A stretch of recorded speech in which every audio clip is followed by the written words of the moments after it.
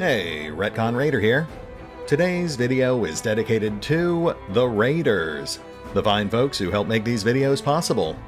With special thanks to Revenant, Anerdinwarpaint, Antonio Hernandez, Exsellsior, Lima, Nathan Welch Jr., and Valinrook. Thanks for your support, guys. That said, let's get started.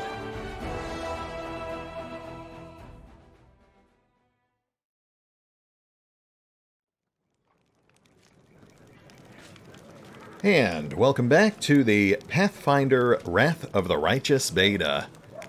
As we continue plotting our way through the setup for Act 2, knock out a few conversations, and then round things out with some actual factual adventuring. As much as I do love all this lore and dialogue, eventually you just want to hit something. So I am going to try to start interspersing a few fights and missions as we move forward. That said, I haven't actually finished our inventory management. While I was in the middle of it, I came across this, which certainly caught my eye. So, let's see what's going on here. Damn it. You again, soldier. Oh, well, I will admit I was really expecting more from that. Ah, there we go. The bearded quartermaster gives you a friendly nod. What can I do for you? I saw you talking to the girl hiding her face. Who was she, and what did she want? I don't know, Commander. She never introduced herself. But I bet she is not part of our army. I know all our soldiers, both by name and by sight. Wilser frowns, gloomily, his cordiality gone in an instant. She was looking for some elf volunteer. Wanted to know which tent he was sleeping in. At first, I thought she was a messenger for Mendev. She definitely wasn't one of us. But now I understand how suspicious the entire thing looks. The quartermaster looks at you with concern. Has she really been a snoop? Yeah, I think it's pretty safe to say that was Kaylessa, the mysterious drow we encountered back in Canabras. Though, an elven volunteer, that's interesting. I mean, the first person who springs to mind, I guess, would be Forn, but I haven't seen him lurking around here anywhere. Though, now that I think about it, she could actually be looking for Ember, or maybe the Storyteller. They're both elves as well. Anyway, let's have a chat with the Hawkblade here. Commander, a tall man with piercing yellow-green eyes gives you a brief nod. Let me personally congratulate you on your new title and thank you for your time in advance. I am Leota Hawkblade, an Inquisitor of the Church of Iomedae, the Bringer of Light. I require your assistance in a certain delicate matter involving one of your companions, young Count Darren Arende. I see. Are you one of Prelate Halrin's followers? Leoder's face freezes for a moment, but he nods. Yes, of course. What is your opinion on his atrocities? Leoder is silent for a while. Usually people reveal such things about themselves only to their confessor, not to some curious stranger. Still, I did ask for your help, and that imposes certain obligations upon me. Let me put it like this. I spent enough years by Prelate Halrin's side to learn how to keep him from going over the line. The Prelate is an extraordinary man, but he has fallen prey to his own paranoia and monumental sense of responsibility, which has gradually eroded his razor-sharp mind. He has witnessed so much hideous darkness that he now sees it in every shadow. Yet his strength was, and still is, a shield for all the people of Mendev. That is my opinion. His comrades and advisors are necessary to prevent him from making unforgivable mistakes. And how about you, Inquisitor? I want to know who I'm dealing with. I am Ulfin by birth, but I have lived in Mendev for most of my life, dedicating myself to the service of the Inheritor. My warrior brethren mostly worship Gorum, but I've never been eager to fight for the sake of battle alone. I was a good fighter in my early youth, and could easily best most of my peers, but I didn't enjoy showing off my skills. Victory is bland on its own. Purpose adds flavor to war. I cannot say that I have always been a faithful sword of Iomedae. Back in my mercenary days, fate brought me to the borders of Mendev, where I spent quite a long time among the Crusaders, fighting shoulder to shoulder with my righteous comrades in arms and watching demons commit their atrocities. Eventually led me to something I had been seeking my whole life: purpose and faith. That is how I found my calling. Even though it may be hard at times, I've never regretted my decision. Okay, fair enough. What brings you here, Leoder? I ask you to assist the Church of Iomedae in an investigation of the utmost importance. I understand that the leader of the Crusade has plenty of other matters to attend to, but please allow me to tell you the details. Perhaps it will explain why I am calling upon you. The Inquisitor's open face instantly reveals his feelings. He frowns and looks through you, lost in his thoughts for a moment. I suppose that you have already heard about Count Hernandez's story? I refer to the tragedy at the Heaven's Edge estate. Yeah, I think we've heard about that a couple of times now. We can skip that part. You're going to investigate the old case again, aren't you? Yes, I am. I have several reasons to doubt the widely shared account of what exactly happened at the estate, and how it happened. You see, Commander, I was among those sent to examine the estate after the incident. I saw everything with my own eyes, and I still remember it clearly, even though it feels like it happened a lifetime ago. Heaven's Edge was a unique place that still carried the spirit of old Mendev. Mendev before the World Wound. And yet, on that day, it turned into a labyrinthine house of horrors, like something only seen in our nightmares.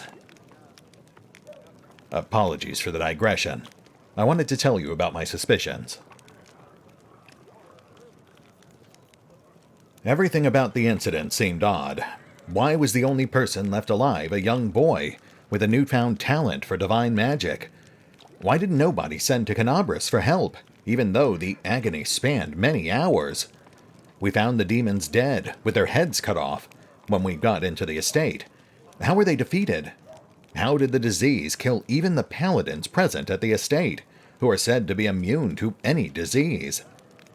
If the demons had found a way to penetrate the Holy Warrior's defenses, why has this never been repeated since the tragedy at Heaven's Edge?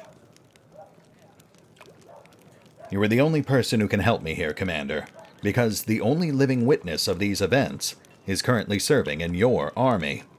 Your army's route will take you near the very site of the tragedy. Heaven's Edge has been abandoned and sealed with potent magic throughout all these years, and only the Count has the power to break that seal. He is unlikely to invite an Inquisitor inside, and in any case he won't like me sniffing around his family seat. But if you, as his commander, express your wish to visit the estate, he will be obliged to fulfill it, and I will simply follow you as one of your attendants. There are 100 ways, 1,000 paths, and myriad loopholes in human lives that the forces of evil can use to their advantage. I am not sure which one of those led the demons to the gates of Heaven's Edge, but I do know it wasn't a simple raid, the kind Crusaders face every day. That incident involved a significantly more powerful entity, and that is why I am asking for your help. We cannot be sure that such a tragedy will not happen again until we uncover the truth. Yeah, I guess that sounds like a reasonable request. But you've already been to the estate several times. What do you expect to find now? I was a young and inexperienced Inquisitor when I first visited Heaven's Edge 10 years ago. My skills have improved significantly since then, and I have paid dearly for that. Leoder makes a vague gesture, pointing at his scars. My arsenal includes many spells and techniques dedicated to gathering information about people and events. Almost all of them require me to be physically present in the place where the event in question happened. That is why I must return to Heaven's Edge. Why can't you just search the estate yourself, without involving me? The estate is abandoned and sealed with powerful containment enchantments that only the Count himself can lift. This is not the main reason, however.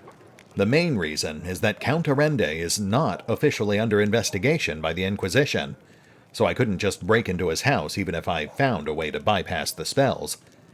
This is a serious matter. Leoder frowns. A matter that threatens the reputation of the entire Church of Iomedae, and my own organization in particular. We made more than enough unforgivable mistakes during the Third Crusade, and are still dealing with their consequences. Your presence will give my investigation the necessary legitimacy, Commander. But there is more.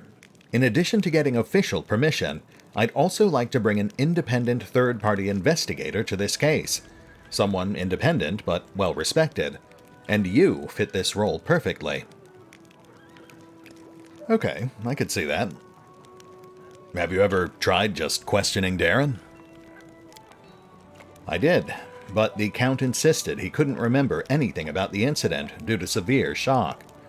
He saw the demons at the very beginning when they appeared at the celebration to announce the onset of the plague and mock their victims. He also witnessed the death of his mother, Countess Selena. That was all he would tell me. Leoder pauses.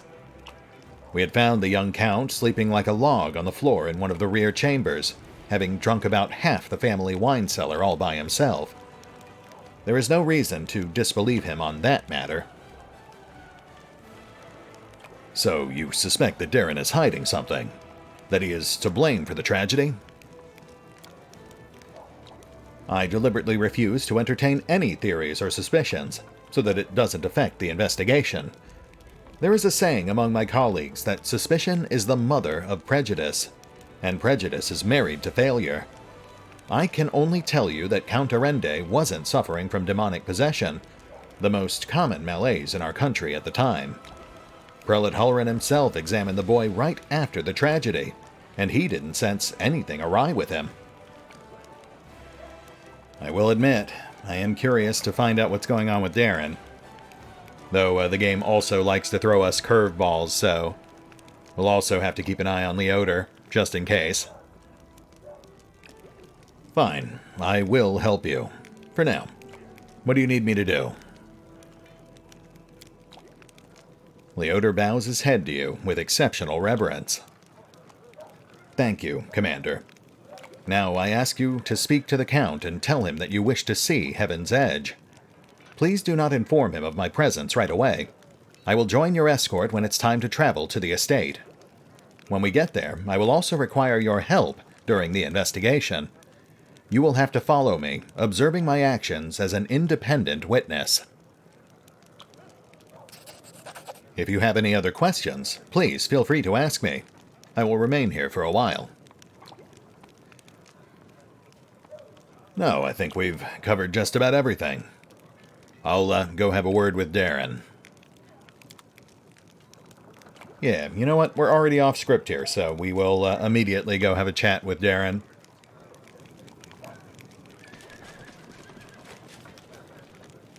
Hey, Social. We do still need to get to him, too.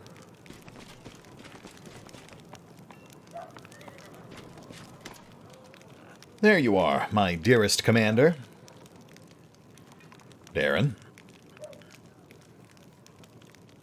So, how do you like your new role, advisor? Darren winces. You also enjoy poking me with that stick, don't you? Imagine it, me, a crusader. If my dearest cousin hoped to teach me a lesson, she managed it perfectly. An assignment I couldn't avoid without losing face. This idiotic journey leading straight into the demon's maws.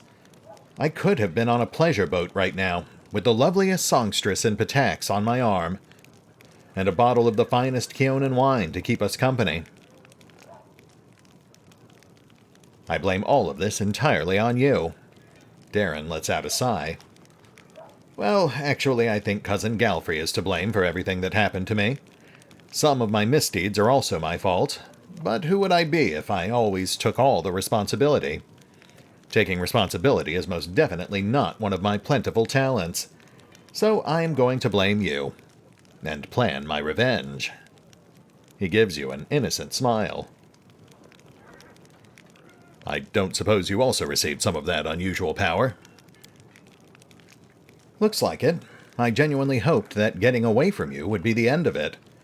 If your gift truly did come from Iomedae, then giving me a smidgen of that power was a very subtle joke on her part. I had no idea that our divine Lightbringer of Mendev even had a sense of humor. Don't get me started on my many acts of sacrilege against her. That obscene engraving, The Truth About the Test of the Starstone, is the tamest one by far. Are you deliberately trying Queen Galfrey's patience? Does it even matter? All of Mendevian high society has declared war on me. They either despise me, or they're trying to steer me back onto the right path. And I'm doing everything in my power to keep them on their toes.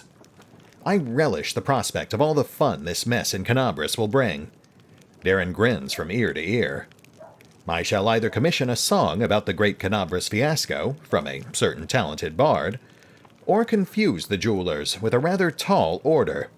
A batch of silver dragon toys with detachable heads. Give me a week and they will be in every shop in the capital. Oh, Darren. The heroic dragon who died for our future deserves respect, not your mockery. She's dead. She doesn't really care. And I shall enjoy 3 or 4 minutes of rather pleasant thoughts about the rage of those sanctimonious fools who pester me the most. Neat.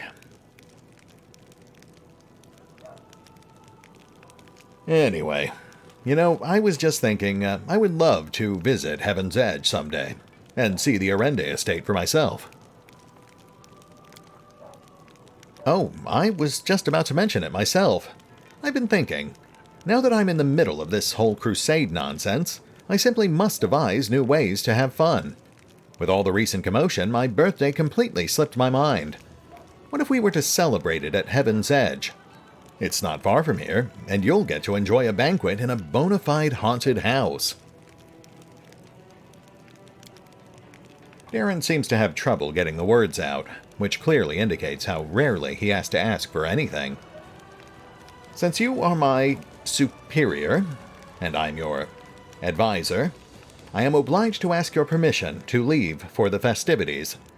And I want to invite you, too. I'm sure the commander can free up an afternoon while the soldiers are on leave. Are you really going to throw a banquet at the very place where your whole family died? Darren purses his lips for a moment before replying in a bored drawl. Yes, what of it? Am I supposed to weep and quake with fear for the rest of my life? I've stayed away from the damned place for 10 years, and now I'm going to return there to drink, dance, and be merry, without a care in the world. You can keep your squeamish disapproval to yourself. Fair enough. All right, Darren. Deal. Perfect. You'll have a ball. I'll make sure of it. Something strange flickers in Darren's smile. You're making me slightly uneasy there, Darren. But it is difficult to gauge exactly where this is going to go. Between Darren and Camellia, and Horgus, I guess, we have no shortage of nobles with sinister secrets. What was that? That sounded like a dimension door. Nothing in the feed, but maybe we've still got Kaylessa lurking around here somewhere. Weird. Alright, Leodor and Darren actually ate more time than I thought they would. We're about halfway into the episode now. So I would like to balance out the time we have left with some actual adventuring. Let's catch up with Seela real quick, and then we'll take care of her thing. That's right nearby. The knight is so absorbed in reading the letter that he takes no notice of you or anything around him. He smiles and seems like he's about to kiss the paper. I wonder when I'll see a real battle. Everything so far has just been a warm-up. What did Seela call us? The League of the Inspiring Cart? I wish we could set up an official nightly order with that name. Hello. So, what do you reckon about everything that's come crashing down on us? All the responsibility, command, this new power? I was not expecting her to actually talk. We'll see what happens next. Watching and waiting is a good strategy. Probably. I'm still frightened by what happened in the Grey Garrison. Were we really chosen? By Iomedae herself? You know, back when I was a snot-nosed kid who just started down the path to becoming a paladin, I imagined once or twice that I was going to do something heroic. The lights would shine down on me, the trumpets would sing, I'd hear the voice of the goddess, or at least her herald, you know? I'd be informed that I had been chosen for a great cause. But that's the point where my imagination always failed me. Somehow, it really happened. Without all the trumpets or the herald or even anyone explaining what I had to do. Though it's clear as day, my place is here, in this demon-ridden wound. Quite a lovely war going on, in fact. Endless, I hear. I'm gonna need some time to wrap my head around this. Spare me an hour and I'll crawl into some dark corner and whine about my hard lot. What can I tell you? I cry easily. Oh, Seela. That is very sad. And here I was thinking you were one of the strong ones. But I guess it just goes to show, we've all got our problems. Well, not me. Creed is an unstoppable juggernaut of steel and, I don't know, cheese. Also, he has a cat, so that helps. Anyway, obviously we still have a lot to do around the camp, but we're about 20 minutes deep into the episode at this point. And like I said, I would like to do some actual adventuring. Though I will admit, I am very tempted now to go around and talk to all of our companions, just to see if there's any more voiced dialogue. Maybe next time. But, for now, we'll pop out to the world map and have a look at the Houndheart camp. Hopefully, finding Alan's ring will put Seela's mind at ease. Oh, wait, we actually have Sociel as a companion now. I did not realize that. Let's have a quick look here. Well, I am certainly impressed with his invisible halberd.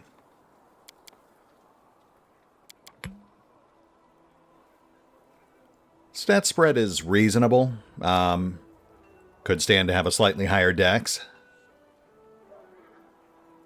Looks to be a pretty cut and dry cleric of Shaylin. Extra channel, twice. Toughness. Medium armor specialty. Can't say I'm a fan of that one. It's also odd that they would go for double extra channel instead of including selective channel in there. No, okay, so he does have selective channel. That must just be a display error in the UI. I've seen that on one or two other characters, like with Nenio.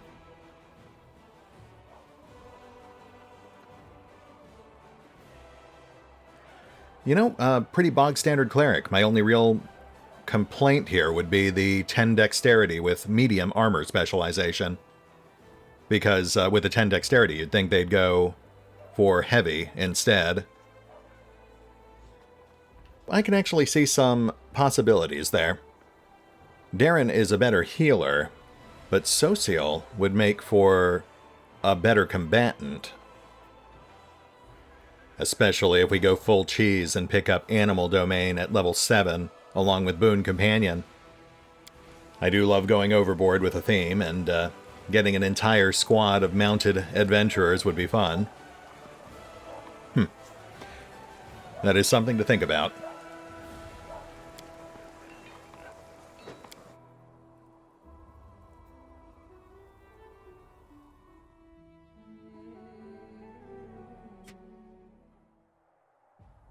And here we are, finally out in the world map.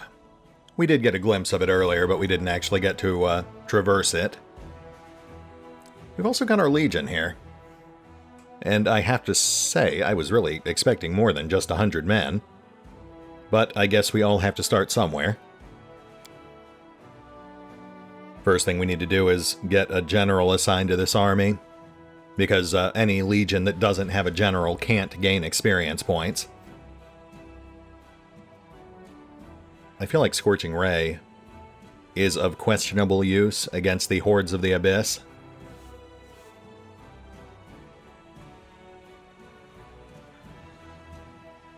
We will go with Sir Tector Silverhill instead.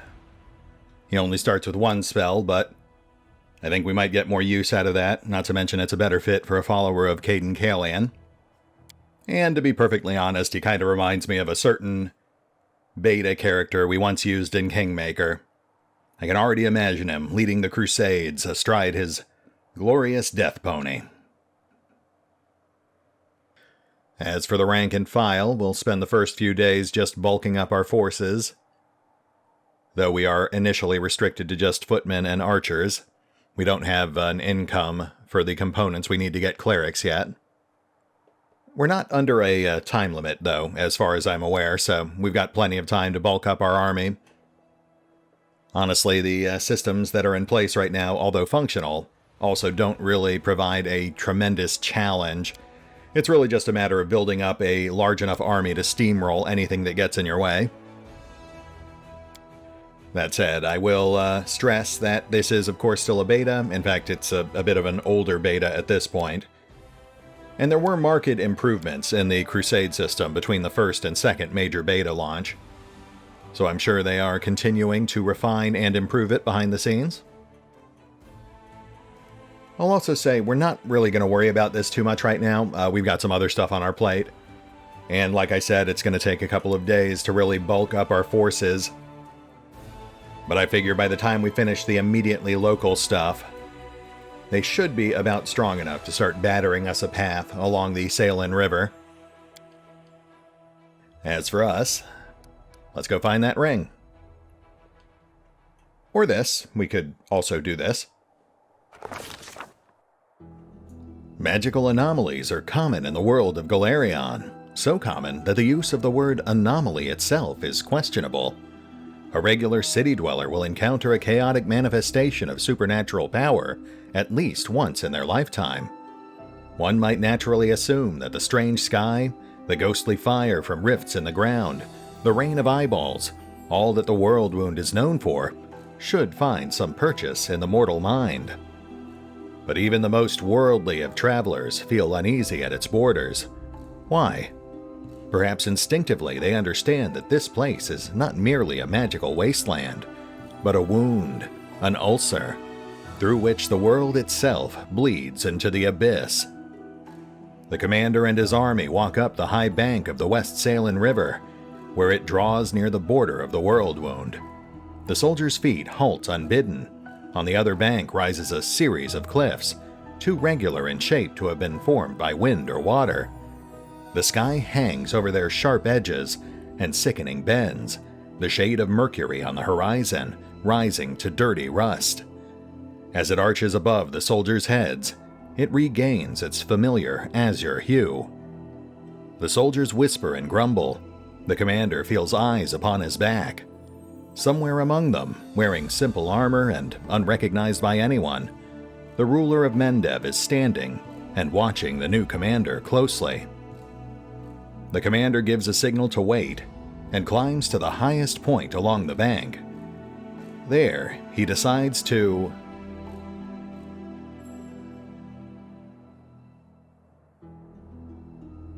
address the soldiers and boost their morale. Establishing a rapport with his troops is yet another battle that the leader must face. Through the subtle alchemy of words, one can win trust and raise morale, or lose face and authority. Addressing the army on the border of the World Wound, the commander seeks to establish himself as a military leader on this new battleground. And his efforts prove fruitful. The soldiers listen dutifully, smiles appearing on their faces. Someone in the ranks jokes that the demons are growing tired of waiting for them. The army keeps moving. Lines of soldiers step warily beneath the shroud of low black clouds.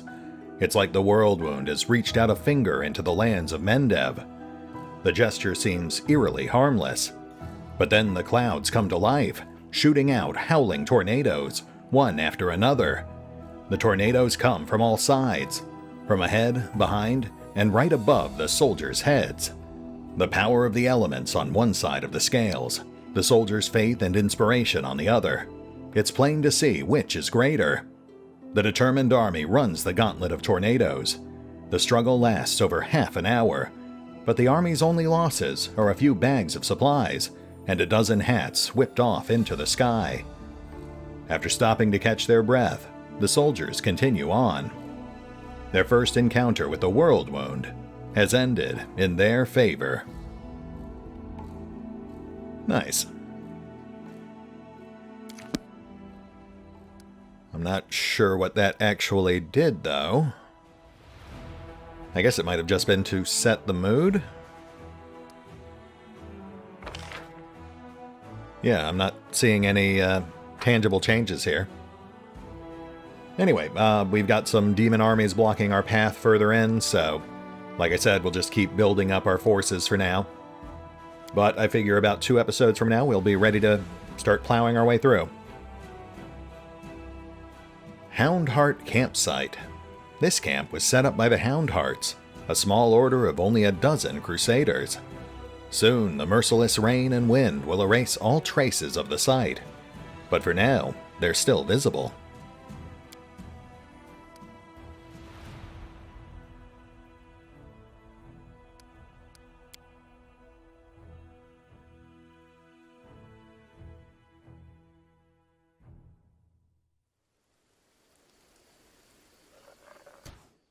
And of course we are already fatigued. Which, now that I think about it, might actually be a carryover from the Grey Garrison, because we never actually rested in our new campsite. I got sidetracked when Kaylessa showed up. So, you know what? Let's go ahead and set up camp here, and that'll give me a chance to check out our spell slots too, just to make sure those are all properly set. Looks good. We actually only have 1 prepared caster, which helps. Oh, and the Covenant.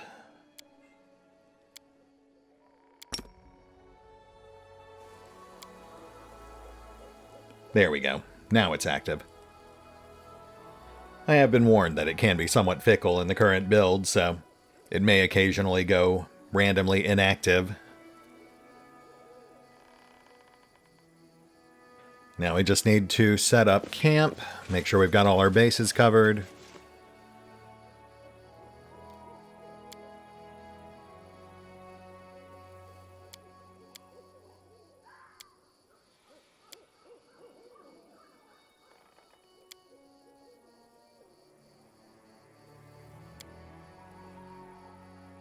Wow, we are not a skill-heavy group, are we? It's, you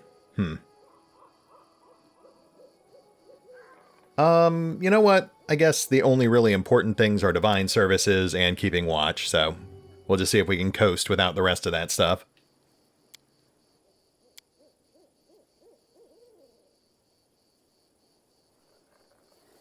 Are all cities on the surface as huge as this? In Canabres, our tribe would be like a drop in the ocean. It's hard to even picture what Neurosian must be like. How simple it is to astonish a cave dweller. I suppose you even sleep with your nose pressed against the ground. So terrified are you of the sky and the horizon?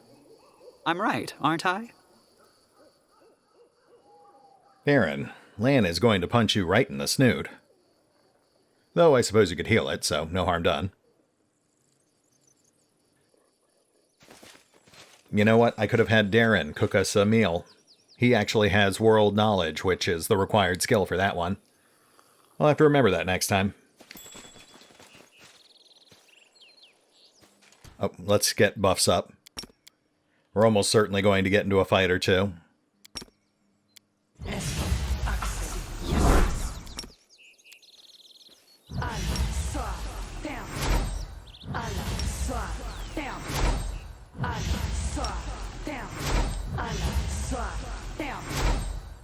I welcome your company.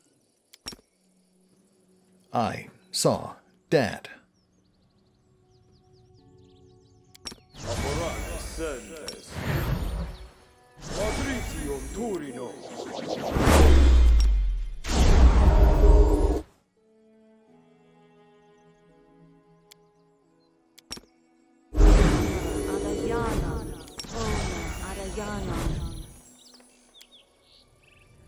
I think that covers just about all our bases.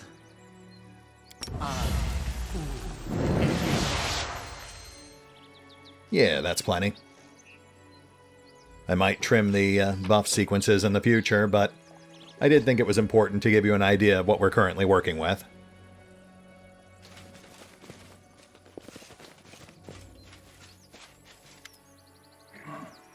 We're finally here. Alan and Curl must be around here somewhere. And Jana, too, if they gave her permission to leave. Ah, there they are.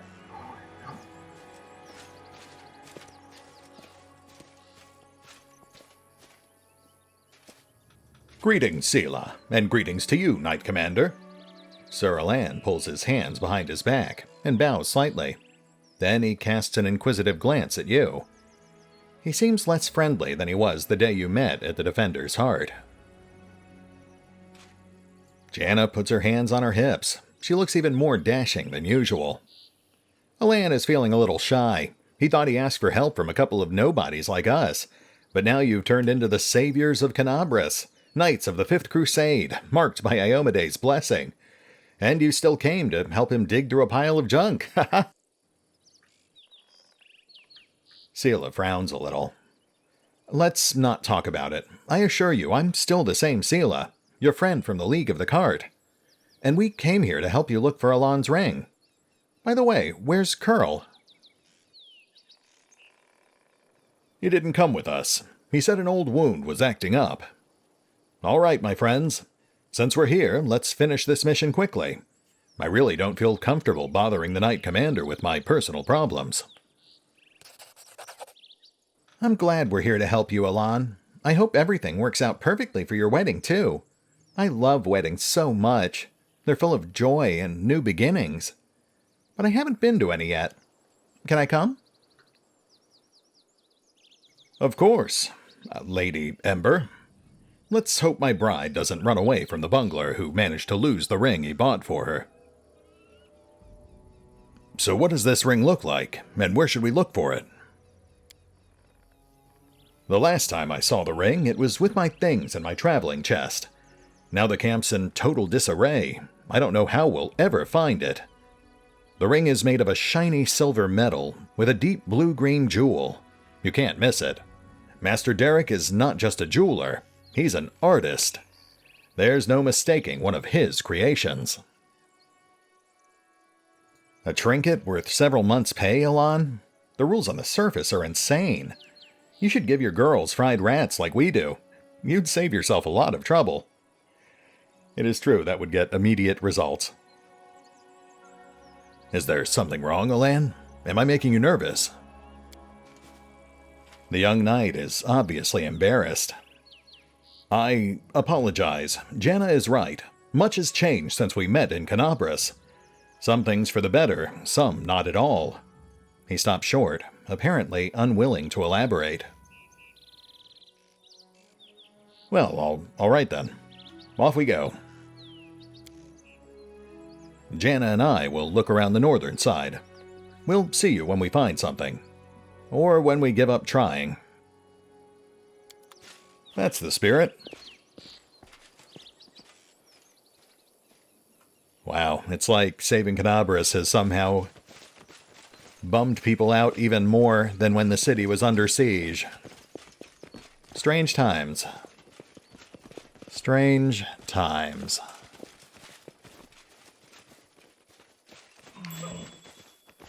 We've got some perfectly innocent deer, which I shall leave unscathed.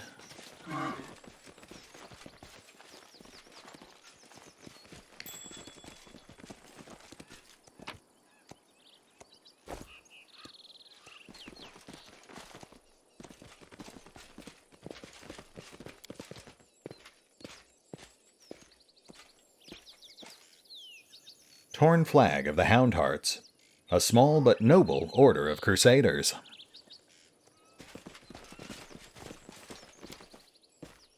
The ground is trampled and there are signs of battle everywhere. The Houndhearts were clearly attacked by demons here.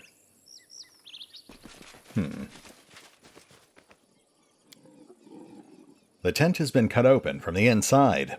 The knights apparently left it in a hurry. I'm just waiting for that one horrific discovery you know is coming.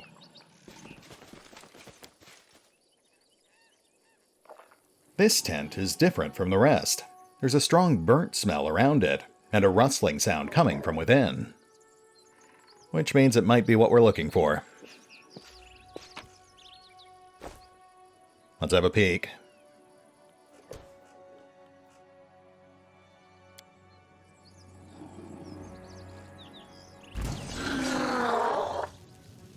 Oh, well.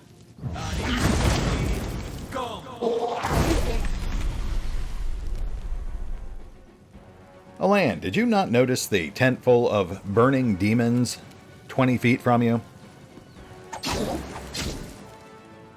It's fine, we've got this.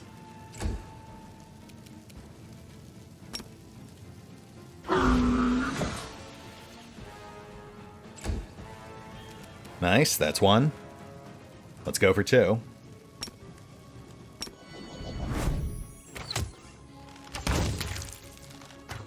And that is two. With a 55 damage crit. Lovely.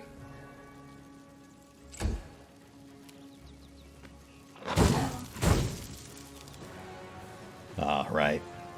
Sorry, Kaiser. Into the fray!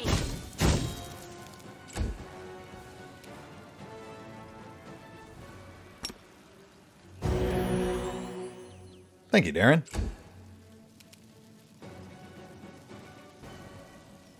Yeah, I guess we'd better.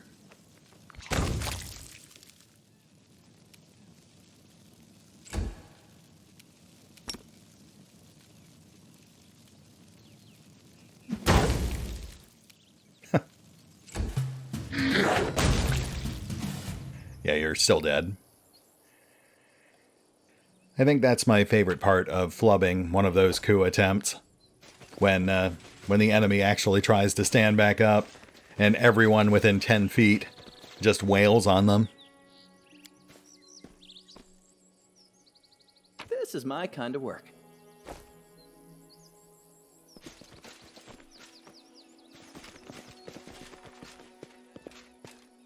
What an adventure, right? I wish doing our duty was always like that. She is far too optimistic for her own good. I foresee bad things in our future.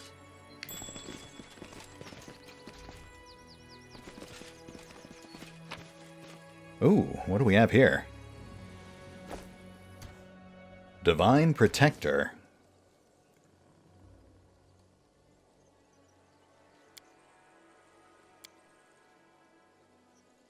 +2 Mithril Heavy Shield with DR5 magic. Very straightforward, very nice. We've actually got a +2 Mithril Shield on Creed already, but that should be a solid upgrade for Seela. Yeah. I would give it to Creed, but he's already got that helmet. And Seela does tend to be the first one into the fray.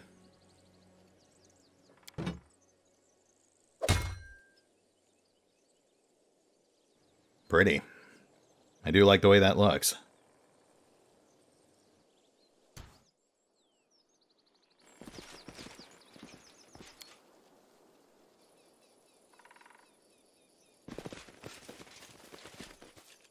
I'm still uneasy about dragging you into this.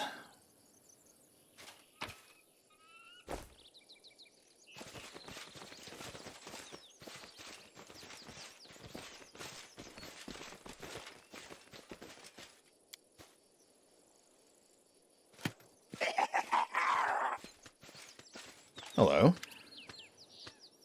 A small quasit demon emerges from the chest.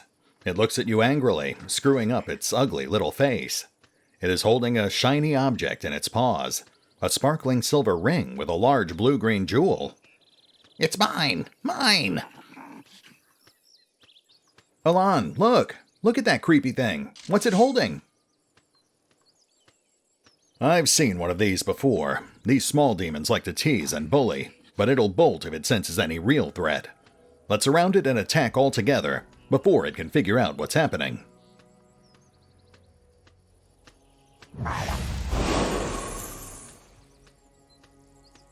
Well, how'd that work out for you? Mine! The quasit throws its paws in the air and splashes you with beams of color. You hear insolent giggling. The demon is jumping up and down, throwing the ring into the air and catching it. Mine! Mine! Milan! Jana! Sela glances at her friends, then turns to you. They're all right. They'll come around soon. Quickly, Creed. Let's catch the little rascal before it runs off with that ring. Oh, right. We give chase. I am Speed. We lost him. Mine! The ring is mine! You can't catch me, silly weak human! Excuse me? I am a... I forget what I am. I am a meat popsicle.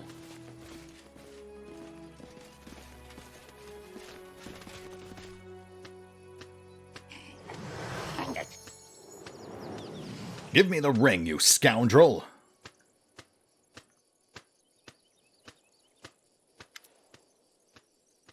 Before Alan manages to get to the quasit, the halfling Curl appears right next to it, quite out of nowhere. He snatches the ring from the demon's paws. You mustn't get it! Curl, what are you...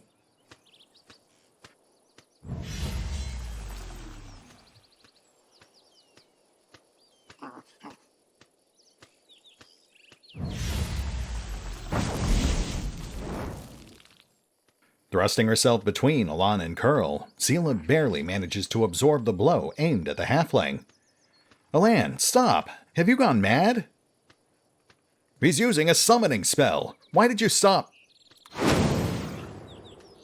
Some lovely prey has just stepped into my trap. No! Alan, Sela, help! Damn it, I didn't sign up for this. Get ready, we're on our own now. Yikes, we are not in an ideal position here.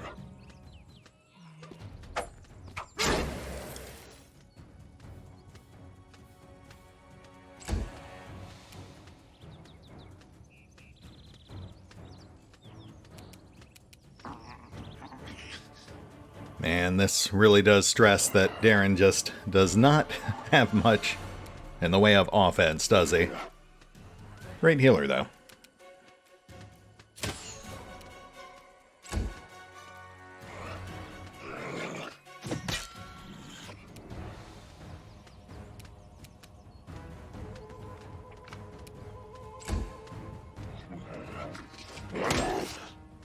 Ooh, that hurt.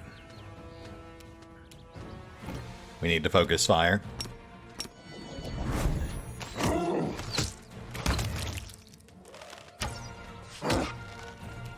One down. 5 to go.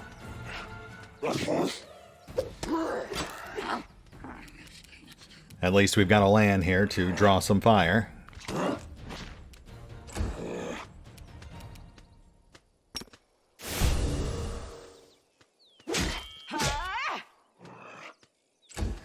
Nice. Stunned him.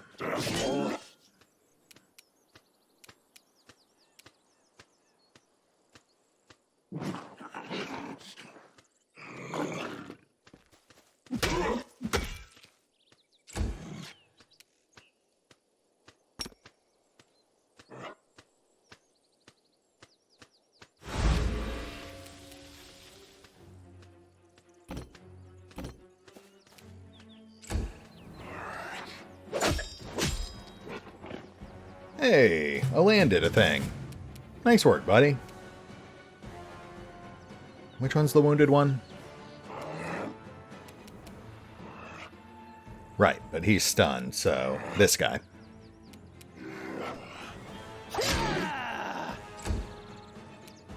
I'll make short work of this. Whoop. I did not realize I was close enough for that.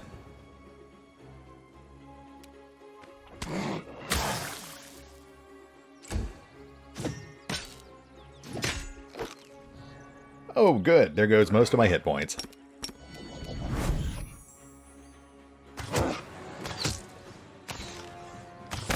Is this a mock fight?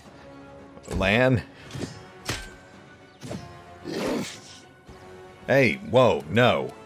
You want to stab someone, stab me.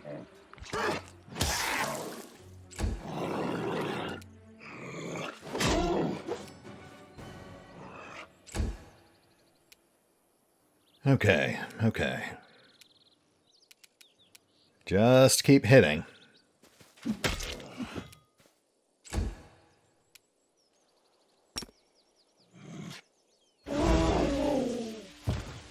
Ember, my girl. Time to share your treasures.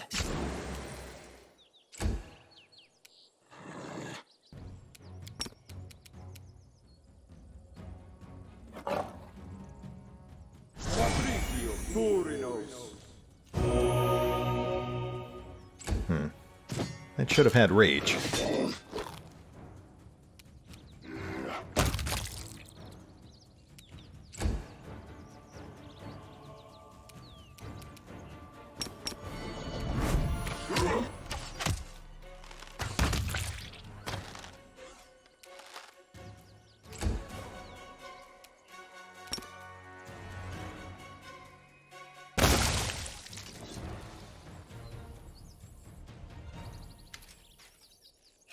Alan, what were you doing? You nearly cut down Curl.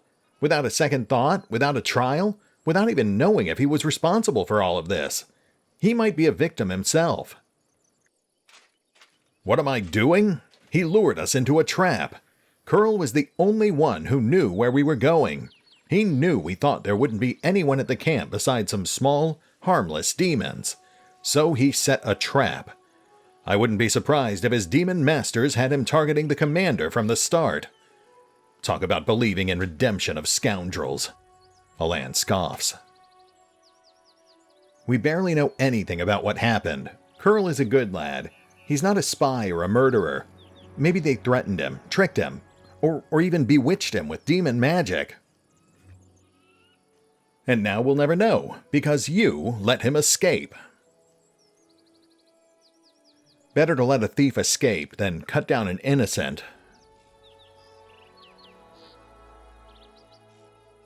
Think, Alan, think. Seela was defending someone she thought was her friend, and she stopped you from doing something you might regret. I don't need a shepherd to light my path and save me from regrets. Can you say the same, Seela? Or you, Commander? You clearly have something to say. Go ahead then, spit it out. Seela, I didn't want to say this, but I think of you as my friend, so I'm going to warn you. After what happened at the Grey Garrison, you're in serious danger. And maybe not just you. You might like to ignore military hierarchy and the rules of knightly orders, but there's wisdom in them that has stood the test of time. A soldier rises from a private to an officer. A knight begins as a squire. Even Iomede's paladins gain their abilities gradually, but not with you and the commander. You were granted incredible powers, far surpassing seasoned paladins with experience and skill far beyond your years. You received this gift at just the right moment, and saved a lot of lives across Mendev. That's a great deed that will be remembered for ages to come. But what happened next was wrong. They began to worship you. The Queen gave you such vast power, all while you sidestepped everything. Training, experience, hardship. This is not the first time Her Majesty has behaved rashly. And how much good has this brought Mendev? I'm frightened by what I see, especially by the way that you, Sela, trust people so easily and leap into adventures without looking. One day you'll lower your sword when you should have driven the blade home, just like thousands of bright-eyed youngsters will after you. Elan pauses, as if reluctant to continue, then looks you in the eye. I wanted to tell you the same thing, Commander. So, if I understand you correctly, I'm an incompetent leader who never earned my position? Bear me no grudge, Commander. I am not so ungrateful as to forget what you did for Canabris, and how you agreed to help me. I said it to Sela, and I'll say it again. This wasn't a reproach, but a warning. The power you've been given, it may be your undoing, and the undoing of all the Crusaders along with you. In any case, forgive me for wasting your time and subjecting you to danger here. Now at least we know that Curl is a traitor, and Janna is a coward ready to abandon her friends when the going gets rough. I hope we'll all learn a lesson from these mistakes. As for that blasted ring, to hell with it. Kiana won't love me solely for the gifts I bring her. Elan makes no attempt to conceal his disappointment. Nodding goodbye, he lowers his head and walks away. Sela watches as he leaves. Her expressive eyes are filled with sadness. Everything's become very complicated all of a sudden. Please, Creed, let's go back. I need to think about what happened. And I'd like to talk to you about it later. I have a lot to think about. Poor Sela. Nothing is ever simple for a low-level adventurer. Especially not in Act 2 of a 5-act story structure. We're pushing the hour mark, so let's clear the rest of the camp real quick, and I think we'll be at a good stopping point.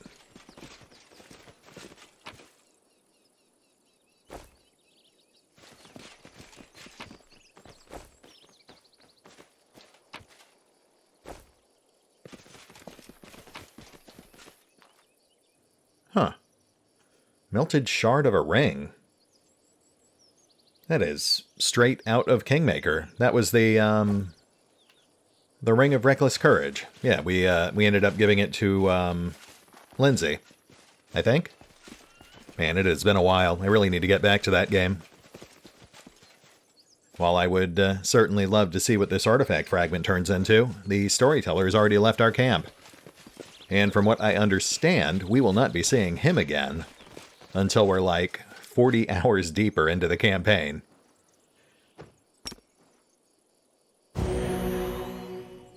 Anyway, let's go ahead and top our guys off, and then we will hit that pause button.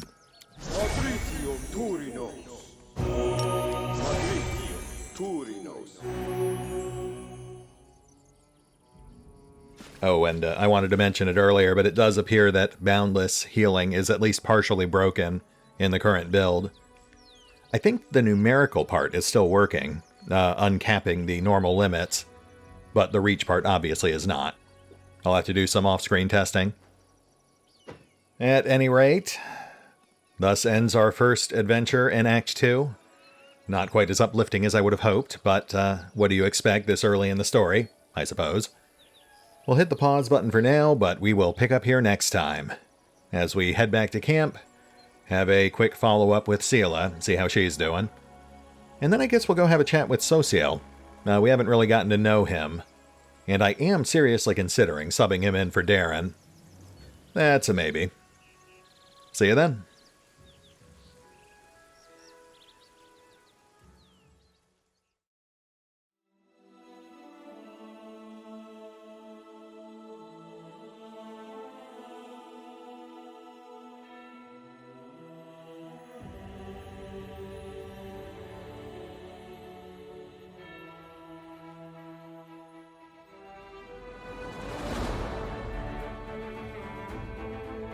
Oh, and remember, although I do love playing, Pathfinder, Wrath of the Righteous.